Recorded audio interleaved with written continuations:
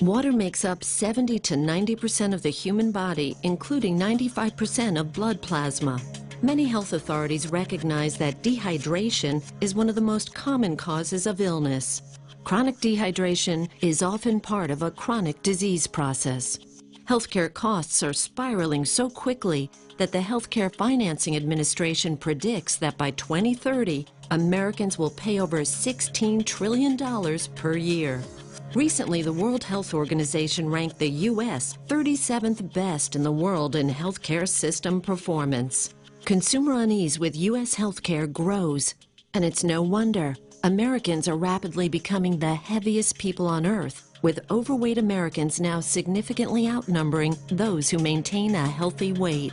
Enagic Incorporated, a Japanese company founded in 1974, is trying to make sure that you don't end up being one of these statistics. Enagic has a technology that turns ordinary tap water into Kangen water. Enagic's flagship product is the Leveluck SD501. This amazing water is a highly energized alkaline water produced with a continuous ionized electrolysis water generating system. Enagic is ISO 9001, ISO 14001, and ISO 13485 certified. Along with these certifications, Enagic is a proud member in good standing with the Direct Selling Association. Other awards include the prestigious International Earth Environment University Environmental Award, awarded to select companies for outstanding achievement in environmental services. Kangen water has 3 important properties that distinguish it from regular water. These properties are the antioxidant value, alkalinity, and microclustering property. In the next few minutes, you will learn about each of these properties, as well as other important benefits to having an Enagic ionizer in your home. Oxidation is the rust on a pipe or the breakdown that occurs when you cut an apple and it turns brown. Antioxidants slow down or stop that process and are found in many fruits and vegetables from Mother Nature. The Japanese call this Kangen water. Kangen translates to return to origin. This antioxidant property of Kangen water can be measured with an ORP meter. This digital meter measures the oxidation reduction potential. A positive reading means it is oxidizing, whereas a negative reading means it is not oxidizing or an antioxidant. Let's look at the ORP values of some of the most popular beverages on the market today and compare them along with Kangen water. Go ahead and clean that off now. And when we get our first one, let's go ahead and see what that reading is right there. We've got about a positive 363. We'll go ahead and go into the next one here. Let's get that all cleaned off. Bring that right there. And let's see, what are we getting there for a reading? A positive, what, 292, pretty good, 296. I think we're going to go over 300. So we'll go ahead and we'll go to the next one there. Now remember, these are positive numbers. We're looking for a negative number. So this means that all of these are actually oxidizing substances to our bodies. So we'll go ahead and we'll go in here to the vitamin water. And we've got what? A positive 214. Go ahead and put that back in the clean water. Now we'll get over here into the Dasani and we'll see where the Dasani registers. Now the Dasani is a positive 100, 168, 172. As you can see, it's continuing to climb. We're going to be over 200 here in a moment. That's going to continue to go up. We'll go ahead and just clean that one off. And we'll come back here and we'll check the Aquafina. The Aquafina, we've got a positive, look, it looks like about 150 thus far. It's going to keep on going. We're up to about 180. And I think as we sit and watch it, it's going to be the same as the Dasani. It'll continue to climb to over 200. We'll Go ahead and bring this over. In fact, I'm going to skip and come right over to the tap water, and we'll come back and do our Kangen water. Now the tap water has a positive 300, what is that number now? 325, 334, over 350. I think we'll find that'll continue to climb to well over 400. And as we sit and watch that go, I think you're going to see that it will. So we'll go ahead and we'll move on to the next. We're going to come back now and let's see what the Kangen water, the 9.5. Go ahead and put this in here. Now what we're looking for here is a negative number, and I think you can see right now we are at a minus 349, minus 350. You know, we're riding right around the 349, 350. So minus 350, that is a huge change. Enagic ionizers producing Kangen water had the only beverage with a negative reading and the only one with a powerful antioxidant property. In its natural, healthy state, the human body is slightly alkaline. The majority of beverages being consumed today are acidic. To help yourself maintain alkalinity, you should drink less beverages that are acidic like soda and bottled water, and more beverages that are alkaline. Kangen water is your best choice. Let's look at the next property, the alkalinity. Let's go ahead and test the pH of each of these drinks. Now the pH is done where we use actually pH test drops. And these test drops are actually the same drops that you would use to test the pH in a pool. And we're just going to put 4 drops into each of these glasses. Now the pH scale ranges from 0 to 14. And what you want is you want to be on the high side. You want to be as high as you can get. You don't want to be on the low side. So we're going to go ahead here. We're going to stir these up. And we're going to stir up this first one here, the Sprite. And you can see on the, basically on the low side of the pH scale, you've got very, very, an orangish color, which is what you don't want. You get into here to the vitamin water. I thought vitamin water was supposed to be good for you. Well, it's got a very low pH to it. We get in here to the reverse osmosis waters. This surprises a lot of people when they actually see this reverse osmosis water. You go to the store and you buy these bottles and you think that it's really good for you, but yet you can see it just doesn't have that much of a pH value. Now this last glass, this is the tap water. Now this tap water here is it's blue, and some people get excited about that because actually the pH value of this compared to all these other drinks is much better. Much better, but what they don't tell you is that the federal government mandates that tap water be at least 7.0 in pH. And so because of that, they use various chemicals, lyes, and anything they have to put into that water to get it to go to here. In fact, a lot of times when you filter this water, you will actually see that the pH values come back to this range once some of those chemicals are filtered out. So let's see what happens when we actually take some of our 9.5 water here and we just mix a little bit of it right in. Look what we just did to that tap water. We changed that tap water and we took it from an acidic, or actually it was a somewhat neutral state, to a very alkaline state. We're going to do the same thing over here to the Aquafina, and it very quickly turns purple. You can see that. Here we go again. We're going to get it to go purple just by mixing in some of our water. Now these other 3 over here, I actually want to go ahead and use our water, our 9.5 water, and I'm going to pour it directly in. Now watch what happens when we do this. Isn't that amazing? We're not getting any color change at all. In fact, if I go over here, we're not going to get any color change in either of these drinks. They are so acidic that it's actually going to take anywhere from 25, 30 cups of our water, of 9.5 pH water, when we mix it into these other waters, or these other drinks, to actually get it to go neutral. In fact, I'm going to show you that because this is so potent. I mean, look at this soda here. This soda is so potent that if we just take a tiny bit and put it right into one of these cups, it immediately takes away the alkalinity of these. I mean, take a look at that. It is just, it's absolutely gone. And so very, very quickly you can take an alkaline substance and turn it into a very acidic substance. The body has a truly remarkable and complicated water regulating system that rations water when it's in short supply until it receives unmistakable signals that it has access to an adequate supply. The problem is that some organs, like the brain, are higher on the priority list for water than others. Symptoms are the result of stressed organs that are dehydrated.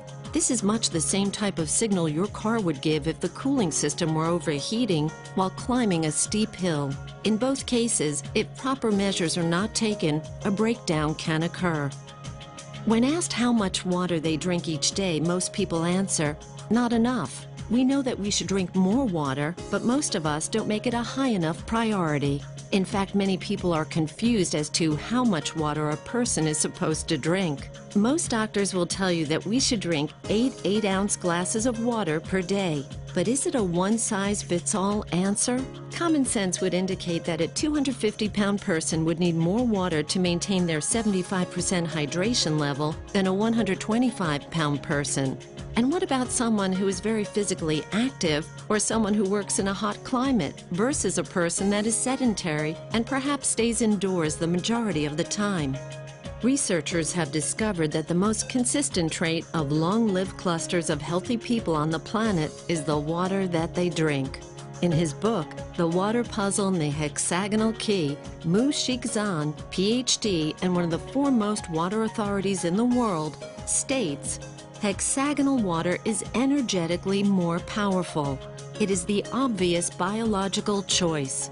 Kangen water has some of the same properties as hexagonal water. A regular water cluster does not absorb as quickly or as easily as a smaller Kangen water cluster. Kangen water is more readily absorbed by the body and allows for better hydration. This smaller cluster is also why Kangen water tastes so soft and silky. Let's demonstrate the microclustering property of Kangen water. Now we're going to make tea, or attempt to make tea, with a water that is not, it's not hot. We're not going to allow this to steep. It's just a room temperature water. And now I want to make some tea with our 9.5 water. Kangen water 9.5. So we're going to go ahead and run us here another quart of our 9.5 water. We're going to give that first tea just a little bit of time. We're going to let it attempt to make tea from that reverse osmosis water. Remember what we talked about. Reverse osmosis water is what the Japanese call a dead water. It doesn't have any minerals in it at all. And in fact, when you put that water into your body, it can actually deprive your body of some of the essential minerals and nutrients that it has in it, because water, like anything, will balance itself out when it goes into your body. So now we'll just go ahead and take this cup here, and we're going to pour a cup of tea with our water. And I think you already see what is happening here. We have got tea. What I want to do is I want to give this one a little spin. We'll give this one just a little spin here. We'll just stop. Look at that. You've got two different cups here, same tea bags. One is obviously having a hard time making anything, and you've got this one here which looks like a perfectly good cup of tea. Now what's amazing about the microclustering properties is it actually will multiply the amount of nutrients that you're putting into your body and actually enable your body to use those nutrients. So as I slide this next tea bag over, watch what's going to happen. I can take this tea bag now and I can come over here and I can make another cup of tea. How about that? I mean, this property alone is amazing. For folks out there that like to drink coffee, you can go ahead and make your coffee, and you can use about half the coffee beans that you would normally use and get just as good a cup of coffee. And look at this. There's another cup. I think we could go on and on here and make anywhere from 15, 20, 25 cups of tea off of one tea bag. And there's actually nothing wrong with this at all. This is a fantastic tea, and it tastes exactly like green tea should taste, and yet it's just regular room temperature water. Let's come back over here to this little guy and let's see what's going on here. He's having a hard time getting started. I don't know too many people that would actually want to drink that cup of tea, but take a little look though. I don't think there was anything wrong with the tea bag. The problem was the water. Many healthcare experts now recommend that you drink a minimum of 1/2 of your total body weight in ounces of water each day. One reason that people don't drink enough water is that all too often water just doesn't taste very good, so we drink other beverages instead of plain water. Unfortunately, many of these beverages are polluting our internal environment and reducing our body's thirst mechanism in the process. This problem has led to one of the largest new industries in America, the bottled water industry. Let's take a look at just one company to see what's happening in this growing industry. Coca-Cola has 30 plants across America bottling their Dasani water. The source of this water is the local municipality. And for your information, the FDA does not require that purified or bottled water have the source of the water listed on the label. This filtered water is then placed into plastic bottles and shipped all around the world. But even if this were the answer to our drinking water problem, it just created another major problem: plastic bottles overrunning the landfills of our nation. The bottling companies want us to believe bottled water is the answer to our water problem, so that we will continue to buy it. Bottled water has now become the second largest beverage segment behind soft drinks. Bottling companies are even trying to make consumers believe by having the word water on the label somehow makes it good for you. Having an Enagic ionizer in your kitchen when you're preparing food will transform your meals from ordinary to extraordinary. From washing your fruits and vegetables, cooking, baking, preparing soups, and more. When you cook with Kangen water, it will bring out the flavor of all your ingredients. You can also remove chlorine from your water and keep it out of your food as well. Everyday Kangen. Let's prepare some vegetables and take a look at what's being found on our food and in our water. In this jug, we have an 11.5 pH water that comes out of the machine. When we come over here and we set it at the 2.5 setting, we actually make an 11.5 water. And just to show you what it looks like any other ordinary water. What I'm going to do here is I'm just going to go ahead and fill that first cup up. Just pour that right there. And now for the second tomato cup, what we're going to do is I'm just going to go ahead and use just some regular bottled water, because I think a lot of us are starting to learn. I mean, it doesn't take a genius to see what's being talked about in the news, all the different chemicals that we're finding in our tap water. And so now let's remember that this one on the left, we're going to set this right here. In fact, I'm going to put this jug right here so we remember. And this one on the right, we're actually going to test the chlorine, the amount of chlorine that we have in this tap water. So we'll put 4 drops there. We'll go ahead and stir this up. And that yellow color, you can see, is a ton of chlorine. That is a lot of chlorine, and of course that chlorine's put in there, I guess, to protect us, but I certainly don't want to put this chlorine into my body. But here's what happens when we go down to the store and we buy a fruit or a vegetable or whatever it is, and we decide to wash it off. We would normally put that right under the tap. Well, we're going to show you what happens when you do that. Now we're just going to give this a little stir, just like we would. And if you do that, watch what happens here.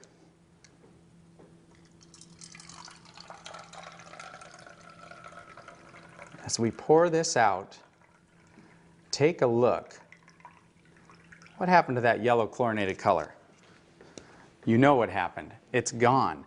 The reason it's gone is it absorbed right into the onions, which now, of course, we're going to eat. I just put more chlorine drops in there to see how much chlorine's left in that water, and there's none. So let's go back now to these tomatoes, and let's see what's happened. Get a couple more glasses here, and let's go ahead and take a little look here. This is what the Dasani. Reverse osmosis water is in a lot of homes. People have these filter systems that are built right in, and basically they do it because they think that that water is very, very good for you. Now, what did we wash off of these tomatoes with that water? I think you can tell it doesn't look like much. That looks like regular old clean water. And we'll come over here. Now let's see what we washed off of this first set of tomatoes. Look at that water. That yellow color right there represents the pollutants that we actually have that are on those tomatoes. Typically, you would actually eat these, and if you were to taste the difference between the two, you will not want to eat these tomatoes. I think everybody knows that as you mix water and oil, they don't mix.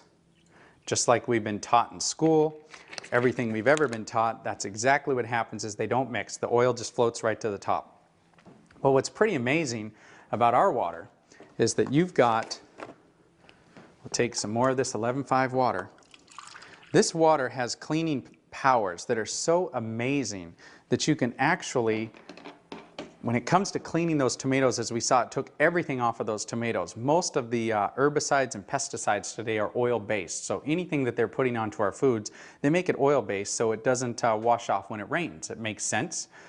But when we take our 11.5 water now and we actually pour this into olive oil, look what just happened. That is completely emulsified right in the cup. That's amazing. There's chemists out there that say that's impossible. That shouldn't happen. But look at that. We just emulsified this oil. Talk about cleaning properties. Talk about being able to clean your shower or clean the car or clean anything greasy. You know, if the kids go out and get something on their clothes that they shouldn't have, you're going to be able to cut it and break it down. But this oil, you know, it represents the gunk and the junk in the body. And look at how if we put the right water into our body by putting a high pH water in our body, we can actually take this right out of it. You just saw the 11.0 pH strong Kangen water that is used for cleaning, not just in the kitchen, but in the rest of the house as well. It can break down grease and oil, and it is a great stain remover. While the machine is producing 11.0 pH water, it simultaneously produces 2.5 pH water. The 2.5 strong acidic water is environmentally green. You can use it for personal hygiene and toxic-free cleaning. Many people are concerned with the many chemicals being used in their homes, and this water can help reduce, if not eliminate, those toxic chemicals completely from your home.